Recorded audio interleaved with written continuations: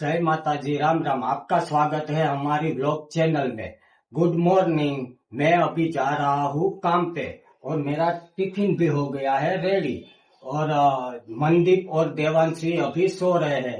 शाम को आते समय मनदीप और देवांशी को हम देंगे उसकी मन पसंदीदा चीज की सरप्राइज, तो उसी के लिए मिलते हैं शाम को। मैंने आइसक्रीम ले ली है, मनदीप को बहुत पसंद है, पर उसको मैंने 15-20 दिनों से दिलाई नहीं है क्योंकि उसको सर्दी बुखार था, उसी के लिए नहीं दिलाई थी। तो चलो घर पे चलते हैं और मनदीप और देवांशी का रिएक्शन देखते हैं। मैं आ गया हूँ घर पे। मनदीप, देवांशी इधर आओ, मैं लाया हूँ कुछ तुम्हारे लिए।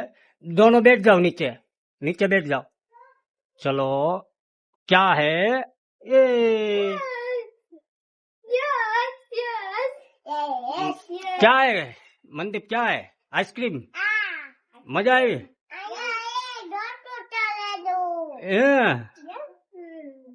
थैंक यू पापा। मनदीप का रिएक्शन देख लिया। अब चलते हैं पापा जी के घर पे, भैया भाभी सबसे मिलवाने। मैं आ गया हूँ अभी पापा जी के घर पे। अभी दिखाता हूँ मेरे बड़े भाई को।